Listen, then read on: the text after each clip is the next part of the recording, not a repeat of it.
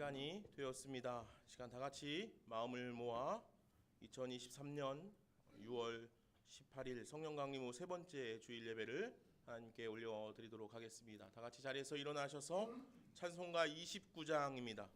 찬송가 29장 함께 찬양하시겠습니다.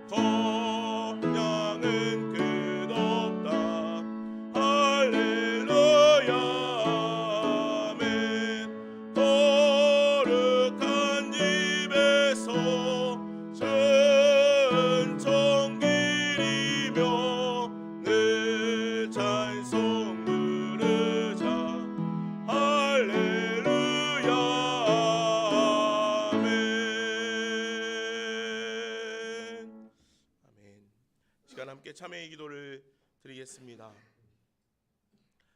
그가 찔림은 우리의 허물 때문이요 그가 상함은 우리의 죄악 때문이라. 그가 징계를 받음으로 우리가 평화를 누리고 그가 채찍에 맞음으로 우리가 나음을 받았도다. 우리는 다 양 같아서 그릇 행하여 각기 새 길로 갔거늘 여호와께서는 우리 모든 죄악을 그에게 담당시키셨도다. 아멘.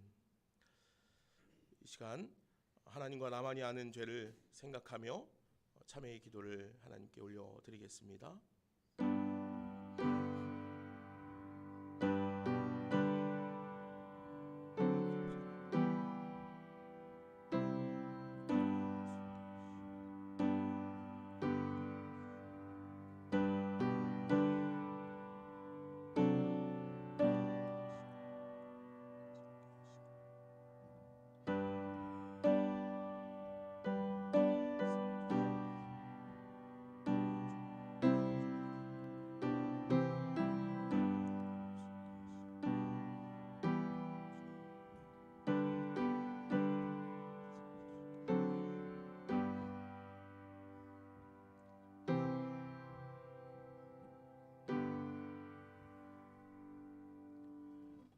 오늘도 주님의 은총의 손길로 우리를 회복과 구원의 길로 인도하여 주시는 주님, 지난 한 주간의 모든 연약함과 죄악된 모든 짐을 지고 주님 앞에 나아왔습니다. 주님, 우리를 긍휼히 여겨 주옵소서. 우리는 나약하여 주님의 음성을 듣지만 그 음성을 우리의 삶 위에 두지 못합니다. 성령께서 강권하시지만 여전히 죄악된 세상의 것에 우리의 마음을 더 많이 두고 살아갑니다. 주님, 우리는 너무도 나약합니다. 우리는 너무도 이기적이고 죄가 많습니다. 우리의 육신의 쾌락을 위해서는 물질과 시간을 아끼지 않지만 하나님 나라와 복음을 위해서는 시간과 물질과 힘을 재고 따지고 고민했습니다. 복음을 위해 하는 일에는 어찌나 많은 핑계와 이유가 생겨나는지 모릅니다. 하나님의 나라를 소망한다고 말하지만 정작 하나님의 나라를 위한 그 어떤 걸음도 내딛지 않는 우리의 모습을 봅니다. 수많은 이유와 핑계를 들어 헌신과 봉사의 자리를 피하면서 하나님께 구하고 찾는 것은 어찌나 많은지 모릅니다. 이처럼 이기적인 생활로 점철된 우리들의 잘못을 뉘우치며 회개합니다. 주님, 이 모든 죄를 용서하여 주옵시고 우리를 긍휼히 여겨 주옵소서. 예수님의 이름으로 이 고백의 기도를 드립니다. 아멘. 다 함께 사도신경 하심으로 우리의 신앙을 고백하겠습니다. 나는 전능하신 아버지 하나님 천지의 창조주를 믿습니다. 나는 그의 유일하신 아들 우리 주 예수 그리스도를 믿습니다. 그는 성령으로 잉태되어 동정녀 마리아에게서 나시고 본디오 빌라도에게 고난을 받아 십자가에 못 박혀 죽으시고 장사된 지 사흘 만에 죽은 자 가운데서 다시 살아나셨으며 하늘에 오르시어 전능하신 아버지 하나님 우편에 앉아 계시다가 거기로부터 살아있는 자와 죽은 자를 심판하러 오십니다. 나는 성령을 믿으며 거룩한 공교회와 성도의 교제와 죄를 용서받는 것과 몸의 부활과 영생을 믿습니다. 아멘. 자리에 앉으시겠습니다. 자리에 앉으셔서 함께 찬양하시겠습니다.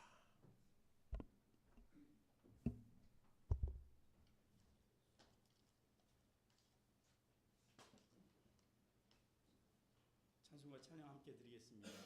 찬송가 273장입니다. 찬송가 273장입니다.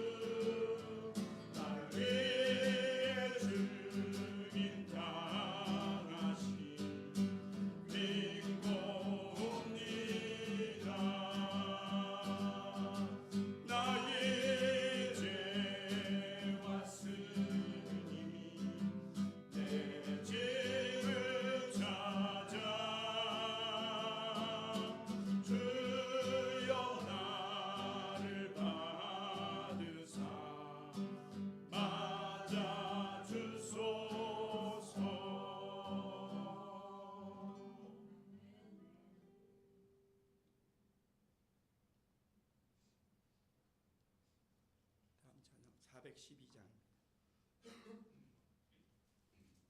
412장 이렇게 찬양 드리십니다.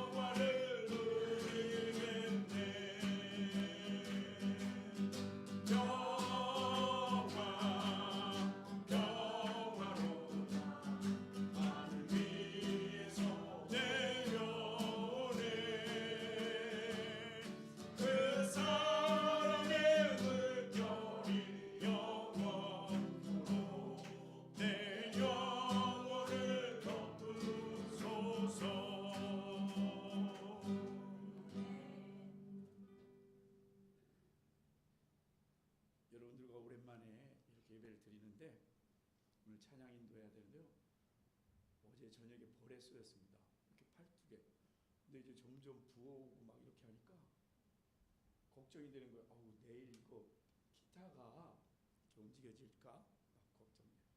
또 어제 잠깐 일하다가 손가락 이렇게 살짝 베었는데 뭐에 베었는지 모르겠어요. 이거 피크도 들어야 되는데 왜 이럴까? 막 그러면서 이 시간을 굉장히 기다리고 또 늘 사모했습니다.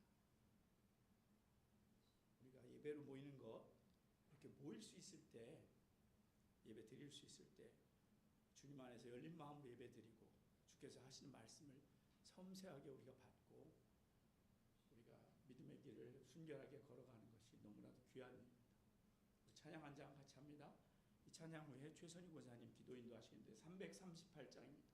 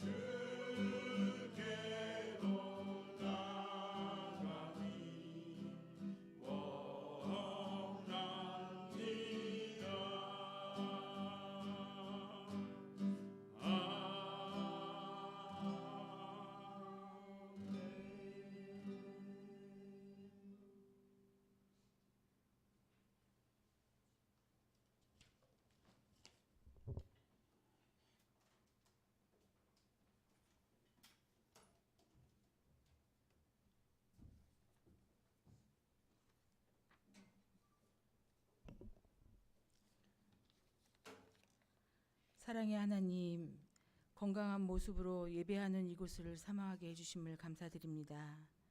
지난 한 주간도 주님의 말씀대로 행하지 못한 저희들을 용서하여 주시옵소서.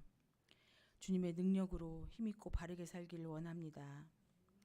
하나님, 농부가 땀 흘리며 수고하며 오늘의 씨앗을 심을 수 있는 이유는 지금은 비록 씨앗에 불과하지만 언젠간 자라나 풍성한 결실을 거둘 것과 때를 따라 하늘이 빛과 비를 줄 것을 믿기 때문입니다.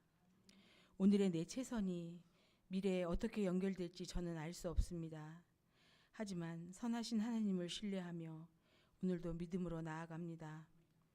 오늘 우리가 최선을 다할 수 있는 것도 결국 모든 게 은혜 안에 있음을 고백합니다. 하나님, 넘어질 것을 두려워하지 않고 온 힘을 다해 달려갈 수 있는 이유는 설령 넘어질지라도 다시 일으켜 세우실 은혜와 새 힘을 주실 은혜가 이미 준비되어 있음을 내가 믿고 신뢰하기 때문입니다. 할 수 있거든이 무슨 말이냐 하시며 모든 것을 할 수 있는 능력을 주셨습니다. 두려워 말라 하시며 승리를 주셨습니다. 일어나 걸으라 하시며 회복을 주셨습니다. 우리 좋은 씨앗교회 안에 내가 너와 함께 함이라는 주님의 말씀이 다시 일으켜 새 힘을 주실 은혜가 넘치게 하시고 하나님을 신뢰하며 믿음으로 나아가는 성도 되게 하여 주시옵소서. 말씀을 들고 단위에 서신 목사님과 동행하기를 원합니다. 생명의 말씀으로 우리의 영혼을 깨우쳐 우리에게 샘솟는 기쁨으로 충만하게 하여 주시옵소서. 오늘도 영광을 받아주실 주님의 사랑에 감사하며 우리 주 예수 그리스도의 이름으로 기도드립니다. 아멘.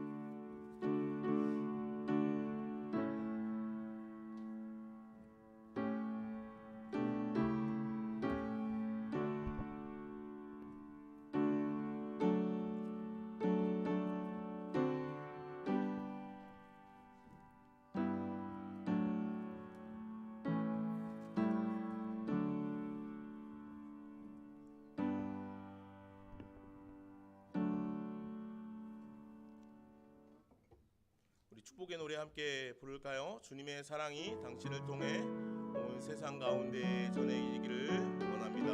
우리 함께 축복하며 노래합시다.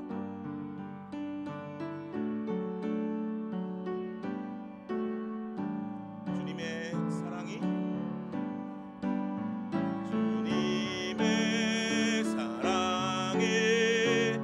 당신을 통해 온 세상 가운데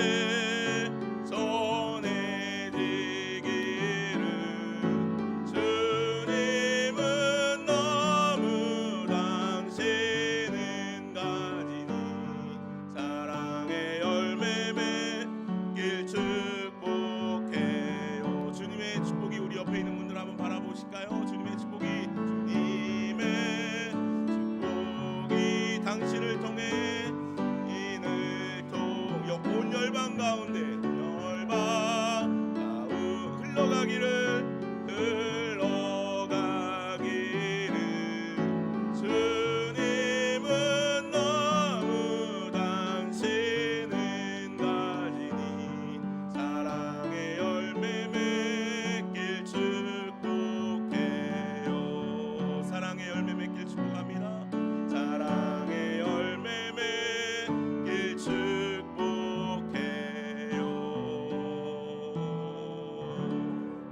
아멘. 주님의 사랑이 오늘 우리 가운데 가득하기를 간절히 소망합니다. 오늘은 성령 강림 후 세 번째 주일입니다. 오늘 예배 가운데 나오신 여러분들 주님의 이름으로 축복하고 환영합니다. 다음 주에는 재정 보고를 할 계획입니다. 다음 주 오후 예배 후에 이 자리에서 하도록 하겠습니다. 우리가 계속해서 공동체 성경 읽기를 하고 있습니다. 바이블 타임을 우리가 쭉 해왔는데 사실은 말씀을 혼자서 읽는 게 쉬운 일이 아니에요. 잠깐 틈을 내서 읽는 것도 쉬운 일이 사실은 아니죠.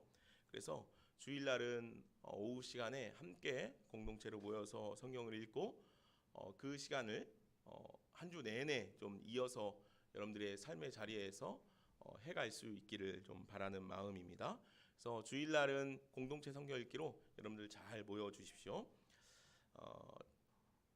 성경 읽기를 하고 나서 2시에는 이 자리에 올라와서 한 2시 10분쯤 이 자리에 올라와서 함께 또 찬양하고 기도하는 시간 갖도록 하겠습니다.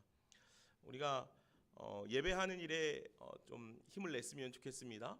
우리의 시간들이 좀 어려울 수 있지만 예배하는 시간들을 여러분들 늘 좀 기억하고 그 예배에 늘 힘쓸 수 있는 우리 좋은시학교의 성도들이 됐으면 좋겠습니다. 우리가 새벽 예배를 자율적으로 계속해 가고 있는데 아침에 월요일부터 금요일까지는 아침 말씀 읽기와 기도로 하루를 좀 여러분들 시작했으면 좋겠습니다. 멀리 계셔서 이제 성전에 함께 모이지 못하시는 분들은 각각의 자리에서 이 시간을 좀 기억해서 알람을 여러분들 딱 맞춰 놓으십시오. 그래서 6시에 말씀 우리 공동체 성경 읽기 각각의 자리에서 하시고 기도하고 그렇게 하루를 시작해 갈 수 있으면 좋겠습니다. 짧은 시간이에요. 그 시간도 우리가 하나님께 드리지 못하면 우리의 삶을 하나님께 드리겠습니다라는 고백을 우리가 하는 것은 참 어려울 것 같습니다.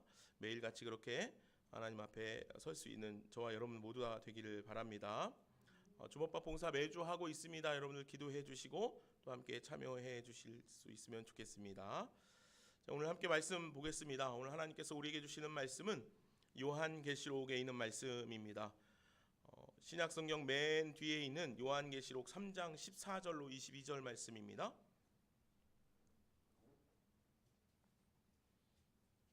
신약성경 402쪽 정도에 있습니다. 요한계시록 3장 14절로 22절까지 있는 말씀입니다. 이제 제가 말씀을 받들어 읽겠습니다. 라오디게아 교회의 사자에게 편지하라. 아멘이시오 충성되고 참된 증인이시오 하나님의 창조의 근원이신 이가 이르시되 내가 내 행위를 아노니 내가 차지도 아니하고 뜨겁지도 아니하도다. 내가 차든지 뜨겁든지 하기를 원하노라. 내가 이같이 미지근하여 뜨겁지도 아니하고 차지도 아니하니 내 입에서 너를 토하여 버리리라. 내가 말하기를 나는 부자라 부요하여 부족한 것이 없다 하나 내 곤고한 것과 가련한 것과 가난한 것과 눈먼 것과 벌거벗은 것을 알지 못하는도다. 내가 너를 권하노니 내게서 불로 연단하여 금을 사서 부요하게 하고 흰 옷을 사서 입어 벌거벗은 수치를 보이지 않게 하고 안약을 사서 눈에 발라 보게 하라. 무릇 내가 사랑하는 자를 책망하여 징계하노니 그러므로 내가 열심을 내라 회개하라. 볼지어다 내가 문 밖에 서서 두드리노니 누구든지 내 음성을 듣고 문을 열면 내가 그에게로 들어가 그와 더불어 먹고 그는 나와 더불어 먹으리라. 이기는 그에게는 내가 내 보좌에 함께 앉게 하여 주기를 내가 이기고 아버지 보좌에 함께 앉는 것과 같이 하리라. 귀 있는 자는 성령이 교회들에게 하시는 말씀을 들을지어다. 아멘. 하나님의 말씀입니다. AD 60년에 큰 지진이 라오디게아와 그 주변의 도시들을 덮쳤습니다.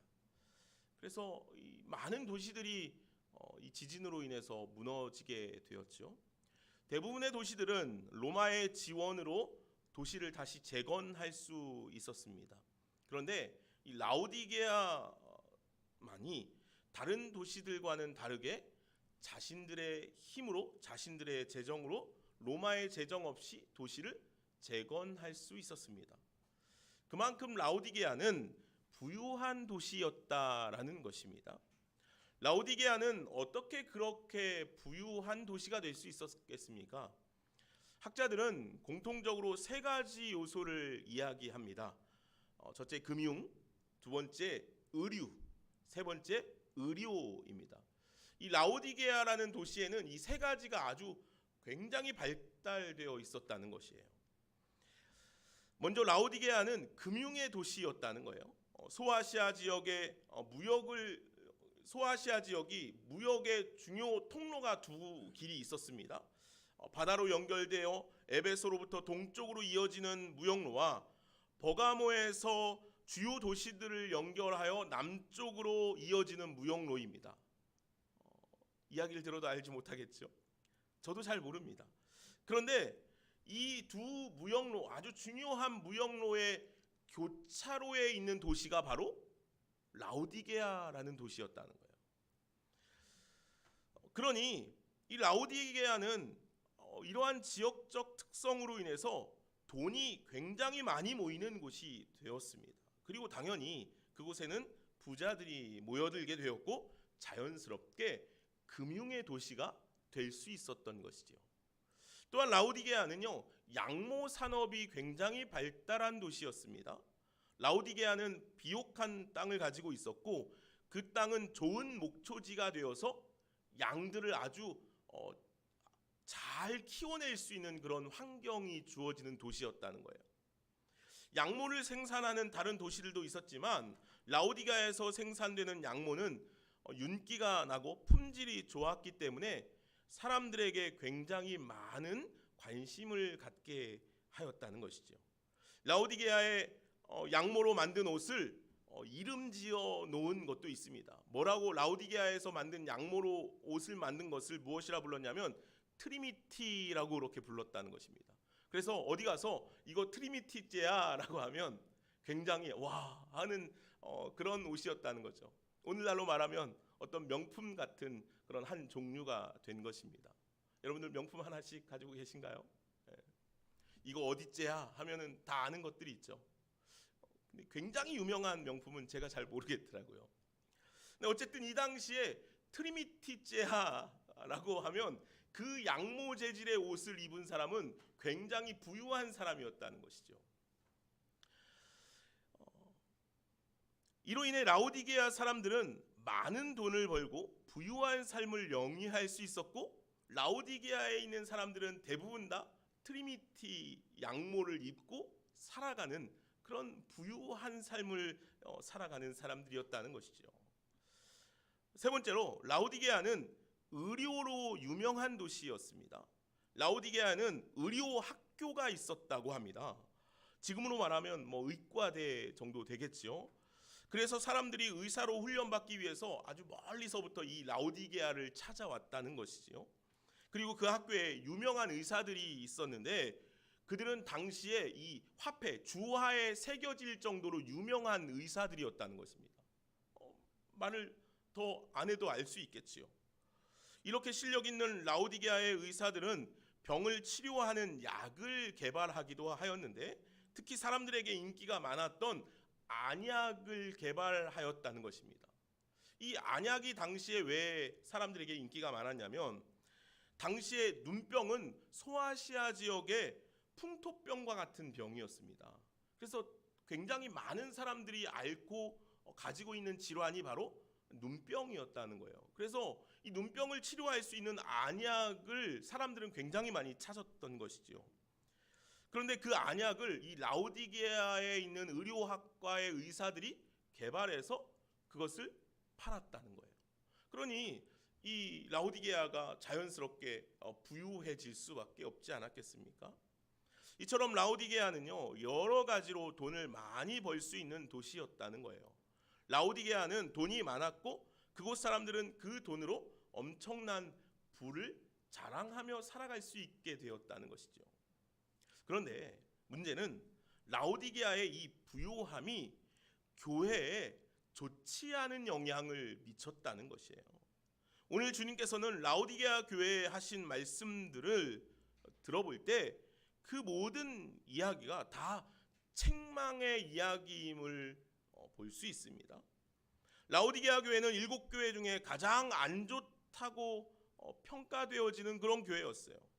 칭찬은 하나도 없고 책망만 있는 교회였습니다. 무엇보다 주님이 하신 책망의 말씀이 좀 충격적이죠. 오늘 말씀에 주님께서 이렇게 말씀하시죠. 16절 말씀을 보면 내가 이같이 미지근하여 뜨겁지도 아니하고 차지도 아니하니 내 입에서 너를 토하여 버리리라. 토하여 버리리라. 도대체 라오디게아 교회의 문제가 무엇이기에 주님께서 이처럼 아주 과격한 책망의 말씀을 전하고 계신 것일까요? 라오디게아 교회의 문제는 무엇일까요? 15절에 주님께서 이렇게 말씀하시죠. 내가 내 행위를 안다라고 그렇게 말씀하셔요. 내가 내 행위를 아노니. 주님께서 라오디게아 교회의 행위를 다 아신다고 말씀하셔요. 그들의 삶의 모습이 어떠한지, 그들이 어떠한 모습으로 신앙생활을 하고 있는지, 어떻게 살아가고 있는지 주님께서는 다 아신다는 것이에요. 신앙의 행위는요, 개인의 영적 상태에 따라 달라집니다. 때문에 그들의 행위, 그 사람의 행위를 통해서 그의 영적 상태를 파악할 수 있다는 거예요. 라오디게아의 교회의 영적 상태는 지금 어떻습니까? 그들은 차지도 않고 뜨겁지도 않았다는 거예요. 그들의 신앙의 삶은 그저 미지근했다는 거예요. 이는 그들의 신앙의 삶이 얼마나 형편없었는지에 대해서 이야기하시는 것이죠. 라오디게아라는 도시의 특징이 하나 더 있습니다. 뭐냐면 라오디게아는 아까 말씀드린 것처럼 그렇게 아주 부유했습니다. 금융과 의류와 의료 산업으로 인해서 아주 부유한 도시가 되었지만 한 가지 없는 것, 부족한 것이 있었습니다. 뭐냐면 바로 물입니다. 물은 사람들이 살아가는데 아주 중요하죠. 내가 무인도에서 살아가는데 돈과 황금과 물이 있다면 무엇을 택해야 하겠습니까, 여러분? 물을 택해야죠. 황금을 택하시겠어요? 무인도에서 황금이 무슨 소용이 있겠습니까? 물을 택해야죠. 라오디게아가요, 아무리 부유하고 아무리 잘 살아도 그들에게 정말 필요한 물이 부족했다는 거예요. 그래서 이 라오디게아에는요, 북쪽으로부터 10km 정도 떨어져 있는 히에라볼리라는 곳에서 물을 끌어왔습니다. 그렇게 먼 곳이 아니니까 물을 끌어왔어요. 이 히에라볼리는 석회 성분이 다량 함유된 온천수가 아주 유명한 그런 도시였습니다. 그래서 이 히에라볼리에 있는 이 온천수가 피부염에 좋다고 알려져서 사람들에게 굉장히 많이 인기를 누리는 그런 곳이라는 거죠. 지금도 여전히, 오늘날에도 여전히 이 히에라볼리에는 이 온천수가 굉장히 유명합니다. 그래서 사람들이 굉장히 많이 관광을 가는 도시이기도 하죠. 그런데 이 히에라볼리의 온천수가 라오디게아로 이어지는 수로를 따라 도달하면 더 이상 뜨겁지도 않고 차지도 않은 그런 미지근한 물이 된다는 것이에요. 게다가 아까 말씀드린 것처럼 그곳에는, 그 물에는 석회 성분이 많이 함유되어 있어서 음료로 사용하기에는 또 부적절했다는 것이죠. 아마도 주님께서는 이 라오디게아의 그런 환경과 형편을 통하여서 그들의 신앙의 상태를 이야기하고 계신 것입니다. 뜨겁지도 않고 차지도 않아서 이렇게도 저렇게도 아무런 쓸모없는 아무것도 아닌 것이 바로 라오디게아 교회의 신앙의 모습이라는 것이죠. 그들의 영적 상태는 뜨겁지도 않았고 차지도 않았습니다. 그리고 그러한 그들의 영적 상태는 고스란히 그들의 행위로 드러나게 되었다는 것이죠. 그들은 교회로서의 사명을 감당하지 못했고 주님께 충성하지도 않았습니다. 차라리 주님을 모른다고, 믿음이 없다고 말하면 오히려 더 나을 것입니다. 왜냐하면 믿음이 없기 때문에 그렇게 이해할 수 있기 때문입니다. 그런 줄 알고 이해하죠.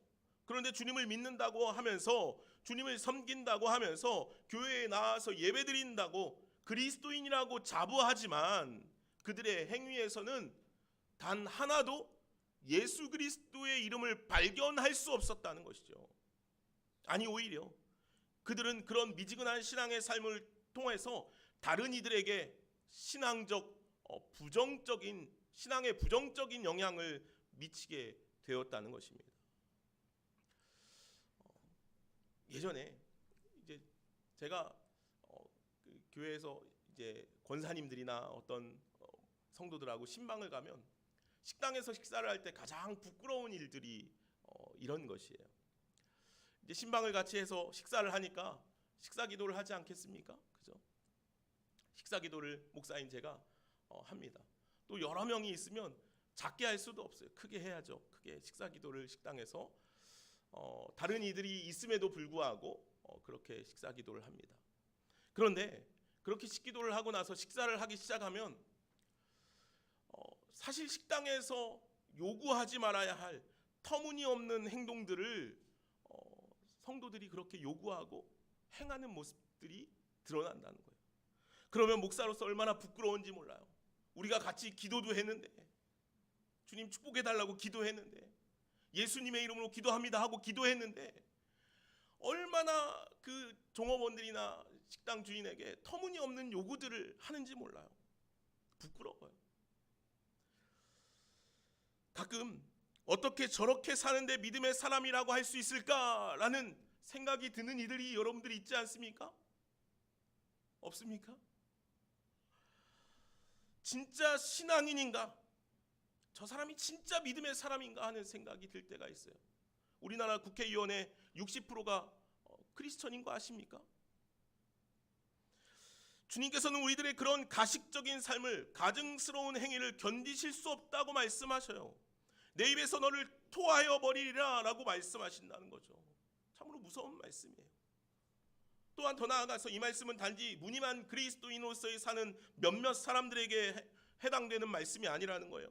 우리는 종종 주님을 향한 뜨거움이 식는 것이 너무도 당연하다고 그렇게 여겨요. 신앙의 열정이 식는 것은 시간이 지나면서 겪게 되는 자연스러운 과정이라고 우리가 여기게 된다는 것이죠. 그래서 이제 막 구원받아서 뜨거움으로 열정으로 열심을 내는 사람들을 보면 나도 저럴 때가 있었는데 라고 그렇게 그냥 생각한다는 것이죠. 그들은 지금 내가 그렇지 않은 것이 문제라고 여기지 않는다는 거예요. 영적으로 미지근하게 살아도 괜찮다고 생각하는 것입니다. 그러나 이것은 우리들의 신앙의 근간을 뿌리채 뽑아 흔들어내는 아주 위험한 신앙의 모습이라는 것이에요. 지금 당장 그러한 신앙의 태도를 바꾸지 않으면 안 됩니다. 주님께서 우리를 토하여 내치실 것이기 때문이죠. 제가 몇 주간 설교 사역을 쉬었습니다. 힘들어서 쉰 것도 아니고 안식월을 갖기 위해서 쉰 것도 아닙니다. 저를 다시 점검하고 하나님 앞에 온전히 엎드리기 위함이었습니다. 그래서 멈추신 것이죠. 제가 언젠가부터 설교 준비를 너무도 가볍게 하고 있는 저의 모습을 보았습니다. 언젠가부터 설교를 준비하는 제 마음과 태도가 너무 가볍고 진지하지 않았습니다. 저는 이것이 너무 힘들었습니다. 내가 왜 이렇게 하나님의 말씀을 대언하는 것에 두려움이 없지? 무거워하지 않지? 하는 생각이 자꾸 저의 마음을 짓눌렀습니다. 이는 분명 설교자의 문제입니다. 이 문제는 설교자에게만 어려움을 주는 것이 아니라 설교를 듣는 청중들에게도 큰 어려움을 겪게 한다는 것이죠. 그렇게 설교를 계속해서 이어가는 것은 문제입니다. 그래서 설교를 몇 주간 멈추는 것이 좋다고 생각했습니다. 그리고 하나님 앞에 저의 신앙과 소명과 저에게 맡기신 사명을 다시 점검하는 시간이 필요했습니다. 물론 몇 주간 쉼으로 제가 이제 새롭게 되었습니다 라고 말씀드릴 수 없습니다. 제가 제 안에 있는 문제를 이제 직시했고 이제 그 문제를 끊임없이 고민하고 하나님 앞에서 해결해 가야 하는 것이 저의 문제입니다. 여러분들 기도해 주십시오. 오늘 우리들의 신앙의 삶도 마찬가지입니다. 오늘 우리의 신앙의 삶은 날마다 하나님 앞에 온전히 서기 위해서 애쓰며 분투해야만 한다는 거예요.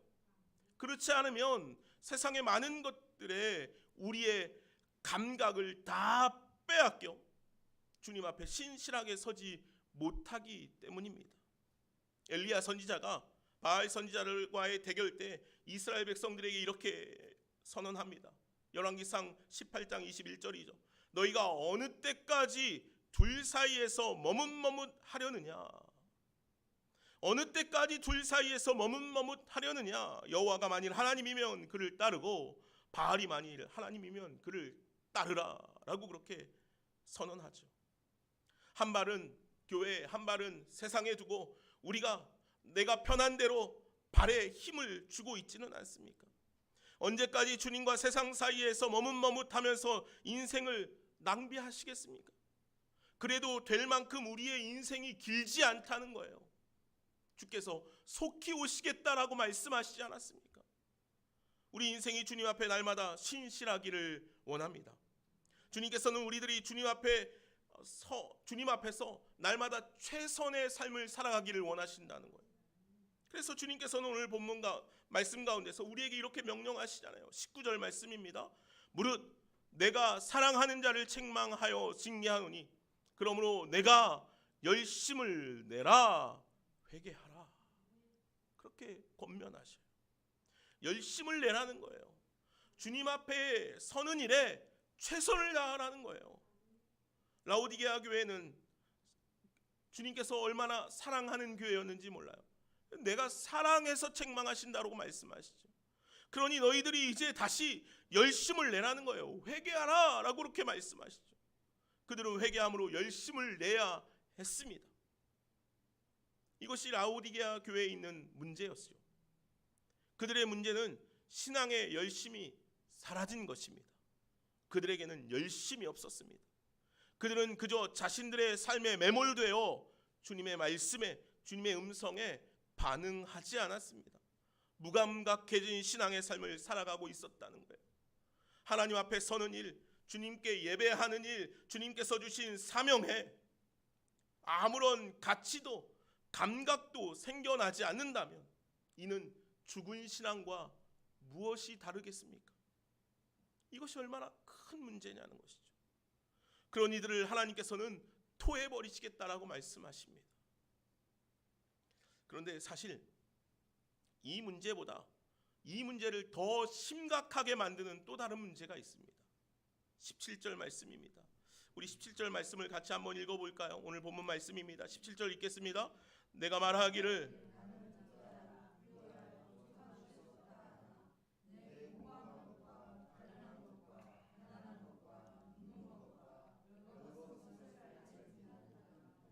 아멘. 문제를 더 심각하게 만드는 문제는 문제를 모르는 것입니다. 문제를 모르면 그것은 정말로 문제가 되죠. 문제가 문제인지 모르는 것은 자신을 똑바로 바라보지 못하기 때문일 것입니다. 자신의 모습을 스스로 바라보지 못하면 반성하지 않게 됩니다. 반성은요, 자신에 대해서 잘못이나 부족함이 없는지 돌이켜 생각하는 것이죠. 이는 신앙인에게 너무도 중요한 것입니다. 반성하지 않는 이들은요, 회개하지 않기 때문이에요. 그래서 그러한 이들은 예수 그리스도의 십자가도 온전히 경험하지 못하게 돼요. 십자가가 왜 필요한지 모르기 때문이죠. 그런데 라오디게아 교회는 그런 반성이 없었다는 거예요. 그래서 자신들의 모습을 보지 못했어요. 자신들의 잘못이나 부족함이 무엇인지 깨닫지 못했다는 거예요. 아무렇지도 않다고 생각한 거죠. 그들은 오늘 말하잖아요. 나는 부자라, 부요하여 부족한 것이 없다는 거예요. 그들은 자신들에 대해서 그렇게 착각하고 있었어요. 얼마나 무지합니까? 그들은 물질적인 풍요에 빠져서 부족함을 느끼지 못합니다. 반성 없는 삶을 살아가죠. 자기 만족에 빠져 스스로를 점검하지 못합니다. 그러니 당연히 주님을 갈망하지도 않지 않겠습니까? 그런데 그들이 그렇게 스스로를 부자라고 말하지만 주님은 오늘 뭐라고 말씀하시냐면 그들은 가난하다라고 말씀하셔요. 곤고하고 가련하고 가난하다는 거죠. 그들은 자신의 부를 자랑하며 그들이 만든 명품 트리미타를 입으며 스스로 아름답다고 만족하였을지도 모르겠어요. 그러나 주님은요, 그들이 벌거벗었다라고 말씀하고 계셔요. 그들이 자랑하는 효과 만점의 안약을 가지고 자신만만하게 그들이 살아갔을지는 모르지만 주님께서는 그들이 앞을 보지 못한 눈먼 자라고 그렇게 책망하신다는 거죠. 그들은 영적으로 파산한 상태였습니다. 비참한 상태였습니다. 물질적으로는 풍요했는지 몰라도 영적으로는 가난으로 찌들어 병들어 벌거벗어 있었다는 거예요. 라오디게아 교회는 자기 만족과 착각에 빠진 그런 무지한 교회였습니다. 그러나 주님은 그럼에도 그들을 사랑하셔서 책망의 말씀과 함께 권면의 말씀으로 그들을 세우기를 원하신다는 것이죠. 참 놀랍습니다. 주님께서 벌거벗고 있는 그들에게 말씀하시죠. 18절 말씀입니다. 내가 너를 권하노니 내게서 불로 연단한 금을 사서 부요하게 하고 흰옷을 사서 입어 벌거벗은 수치를 보이지 않게 하고 안약을 사서 눈에 발라보게 하라. 아멘. 오늘 주님께서는 그들의 눈높이에 맞춰서 말씀을 하시는 거예요. 내게서 사라는 것이죠. 무엇을 사라고요? 영생을 사라는 것이.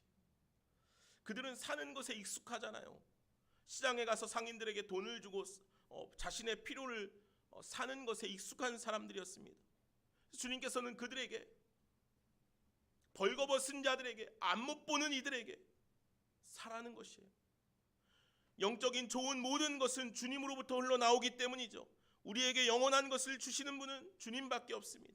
정말 가치 있는 것은 주님께로 나아갈 때만 얻을 수 있기 때문이죠. 그래서 내게로 와서 살아라고 말씀하시는 거예요. 이사야 선지자도 이스라엘 백성들에게, 죄 많은 이스라엘 백성들에게 그렇게 말씀하잖아요. 이사야 55장 1절 말씀에 보면 오라 너희 목마른 자들아 물로 나오라 돈 없는 자도 오라 너희는 와서 사 먹되 돈 없이 값없이 와서 포도주와 젖을 사라라고 그렇게 말씀하셔요. 목마른 자들은 주님께 나와 영생의 물을 사서 취하라는 것이에요. 돈 없이 값없이 주님의 영생을 구하고 얻어 생명을 취하여 살아가라 라고 그렇게 말씀하고 계시는 것이에요. 사랑하는 여러분, 오늘 우리는 목마릅니다. 주님의 은혜와 충만함에 목말라야 합니다. 그 목마름을 알지 못하면 주님을 갈망하지 않아요. 오늘 라오디게아 교회 성도들처럼요, 나는 부요하다라고 말해요. 나에게 부족한 것이 없다라고 말하죠. 벌거벗고 있는데, 바닷물을 계속해서 마시고 있는데 그들은 부족함이 없대요. 목마르지 않대요. 주님을 갈망하지 않는 것, 주님을 목말라 하지 않는 것, 주님이 없어도 아무렇지도 않은 것이 가장 큰 문제라는 거예요. 신앙인은요, 주님을 갈망해야 해요. 주님을 소망해야 한다는 거예요. 주님으로 충만해야 한다는 거예요. 그렇지 않으면 우리가 세상과 같습니다. 미지근하여 주님께서 토하여 버리고 말 겁니다. 사랑하는 여러분, 여러분은 어떻습니까? 주님을 갈망하며 살아가고 있습니까? 주 없이 하루도 살아갈 수 없다라고 고백하고 있습니까? 이 물음에 네라고 대답하지 못할 수도 있습니다. 그리고 그렇게 대답해도 그 대답에 물음표가 생길지도 모릅니다. 그러나 분명한 것은 우리들은 주님이 없이 살 수 없는 존재들이라는 거예요. 물고기가 물을 떠나 살 수 없듯이 오늘 그리스도인은요, 주님을 떠나 살 수 없습니다. 주님께만 생명이 있고 주님께만 구원이 있기 때문이죠. 우리의 삶의 빈자리를 채울 수 있는 것은 오직 예수 그리스도뿐이십니다. 우리의 마음의 공허함을 채울 수 있는 것도 오직 예수 그리스도뿐이십니다. 그 무엇으로도 그 누구도 주님의 자리를 대신할 수 없습니다. 그래서 이제 우리가 해야 할 일은 너무도 분명합니다. 주님의 음성을 듣고 문을 열어드리는 것이죠. 주님께서 오늘 우리 마음의 문을 열고 들어와 우리와 함께 먹고 우리와 함께 거하게 하는 것입니다. 오늘 본문 말씀 20절 이렇게 주님께서 말씀하십니다. 우리 말씀을 같이 한번 읽어볼까요? 20절 말씀입니다. 볼지어다 내가 문 밖에 서서 두드리노니 누구든지 내 음성을 듣고 문을 열면 내가 그에게로 들어가 그와 더불어 먹고 그는 나와 더불어 먹으리라. 아멘. 누구든지 주님의 음성을 듣고 믿음으로 반응하며 회개함으로 주님께 돌이키면, 그렇게 내 삶을 주님의 초대에 응하면 주님께서 그와 함께 먹고 마시고 살 것이라 라고 말씀하셔요. 오늘 저와 여러분들이 우리의 마음을 활짝 열어 주님을 모셔드림으로 말미암아 주님과 함께 먹고 주님과 함께 마시고 주님과 함께 살아갈 수 있는 저와 여러분 모두가 되기를 간절히 소망합니다. 주님의 부르심에 응답하시기를 바랍니다. 그래서 회개함으로 주님 앞에 나아가 주님께서 허락하시는 영원한 양식, 생명의 양식을 날마다 먹고 마실 수 있는 저와 여러분들이 되길 간절히 소망합니다. 주님으로 목말라 갈망하는 자들에게 주님께서는 끝없이 넘치시는 생명의 양식을 허락하여 주실 것입니다. 그 생명으로 차고 넘치는 한 주간의 삶을 살아갈 수 있는 저와 여러분이 되기를 간절히 소망합니다. 오늘 말씀을 기억하면서 같이 함께 찬양하실까요? 세상 다 변하고 이 삶의 끝이 와도 주님, 나는 주님 없이 살 수 없습니다. 주님만이 내 영광이고 변치 않는 진리입니다. 주 없이 나는 살 수 없습니다. 우리 함께 같이 가사를 생각하면서 오늘 말씀을 기억하면서 이 찬양의 고백으로 주님 앞에 우리의 신앙을 고백하도록 하겠습니다. 함께 찬양합시다. 세상 다 변하고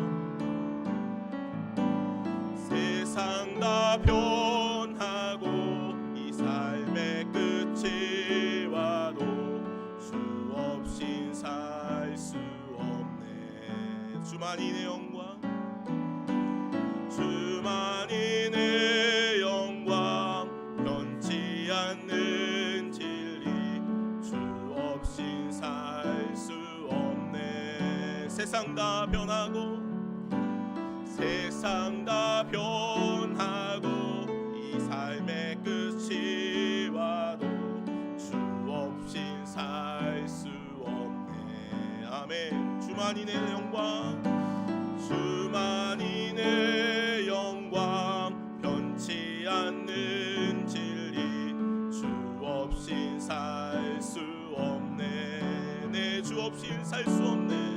내 주 없인 살 수 없네. 내 주 없인 살 수 없네. 내 인생의 등대, 내 삶의 소망, 내 주 없인 살 수 없네. 우리 다시 찬양할까요? 세상 다 변하고 세상 다 변하고 이 삶의 끝이 와도 주 없인 살 수 없네. 아멘. 주만이 내 영광, 주만이 내 영광, 변치 않는 진리, 주 없인 살 수 없네. 세상 다 변하고 세상 다 변하고 삶의 끝이 와도 주 없인 살 수 없네. 주만이 내 영광, 주만이 내 영광, 변치 않는 진리, 주 없인 살 수 없네. 아멘. 내 주 없인 살 수 없네. 내 주 없인 살 수 없네. 내 주 없인 살 수 없네.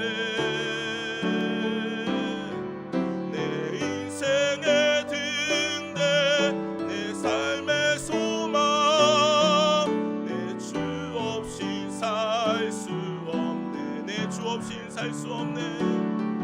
내 주 없인 살 수 없네. 내 주 없인 살 수 없네. 내 인생의 등대, 내 삶의 소망, 내 주 없인 살 수 없네. 다시 한번 고백합시다. 내 주 없인 살 수 없네.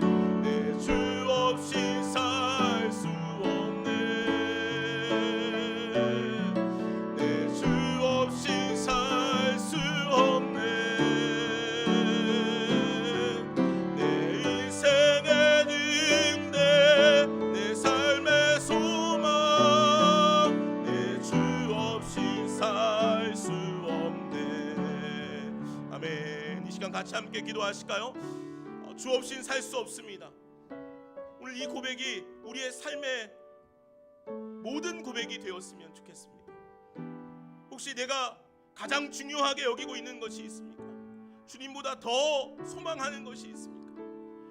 이 시간 우리의 삶의 방향을 바꿀 수 있기를 소망합니다. 주님, 내 삶의 가치가 바뀌게 해주시옵소서. 내 삶의 방향이 바뀌게 하여 주시옵소서. 내가 고백하고 소망하는 것이 오직 예수 그리스도이기를 소망합니다. 주님, 내 삶이 주님께로만 바뀔 수 있게 해달라고 이 시간 같이 함께 합심해서 우리의 연약함을 주님 앞에 고백하며, 주님 앞에, 주님, 나 주님밖에 없습니다, 내가 주님밖에 없습니다, 함께 고백하며 함께 기도합시다. 사랑과 은혜가 많으신 하나님, 오늘 라오디게아 교회 성도들의 모습을 보았습니다.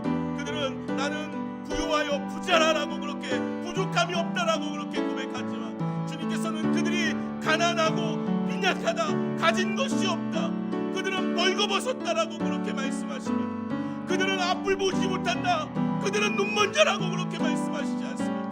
그들이 취하고 살아간 세상에 많은 것들이 있지만 그것들은 아무것도 아닌 것이었습니다. 그것은 쉬 사라지는 것이 아닙니까? 영원한 생명을 누릴 수 있는 것들이 아니었습니까? 그들의 그 미지근한 신앙의 삶을 주님께서 토하여 버리겠다고 말씀하셨습니다. 주님, 오늘 우리들의 신앙의 삶은 어떻습니까? 주님, 세상의 바란 쪽을 걸쳐놓고 우리가 내 마음대로 내 만족에 따라서 움직이고 살아가고 있지는 않았습니까? 미지근한 그런 신앙의 삶을 살아가고 있지는 않았습니까? 주님, 용서하여 주시옵소서. 이제 하나님, 오늘 우리의 발걸음을 오직 예수께로 두기를 원합니다. 우리의 가치를 오직 예수께만 두기를 원합니다. 우리의 삶의 방향을 오직 예수께만 두기를 원합니다. 주님, 오늘 우리를 인도하여 주시옵소서. 우리를 긍휼히 여겨 주시옵소서.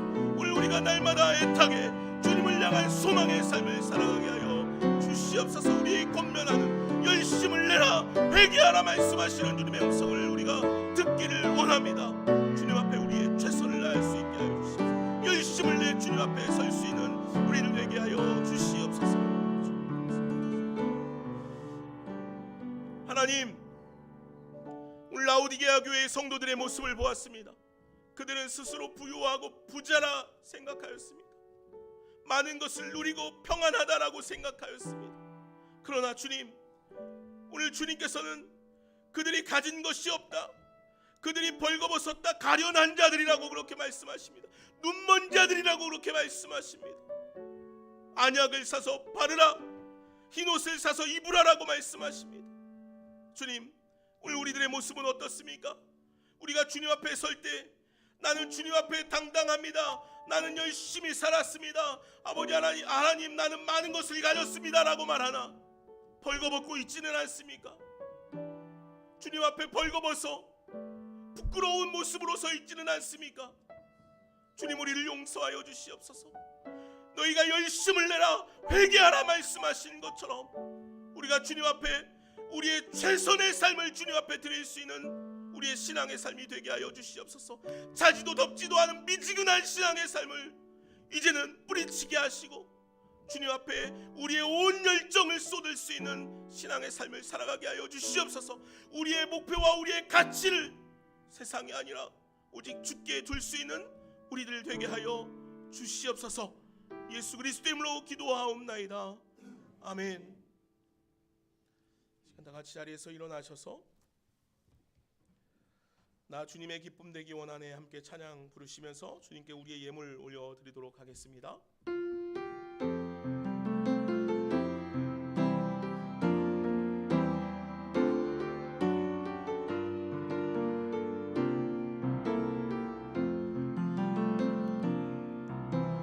나 주님의 기쁨 되기 원하네,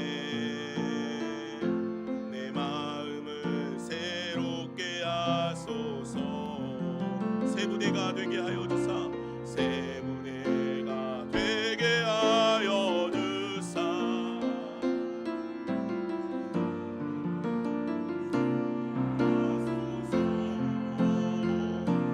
내가 원하는 한 가지 주님의 기쁨이 되는 것,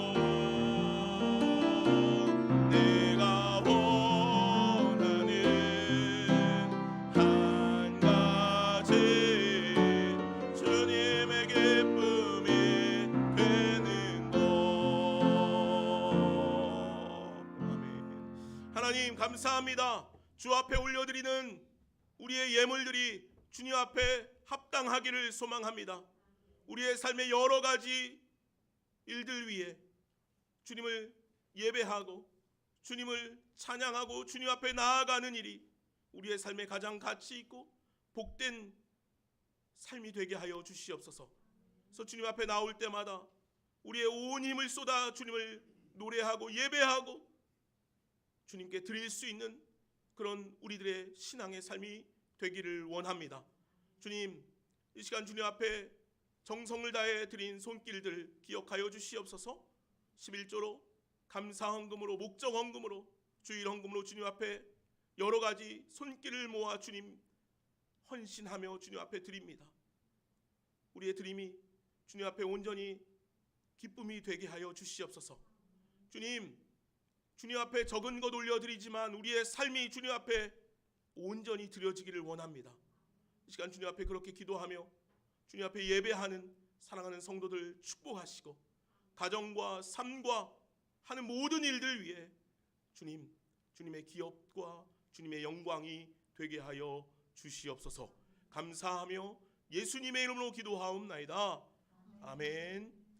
이제는 우리 주 예수 그리스도의 은혜와 하나님 아버지의 무한하신 사랑과 성령의 교통하심과 역사하심이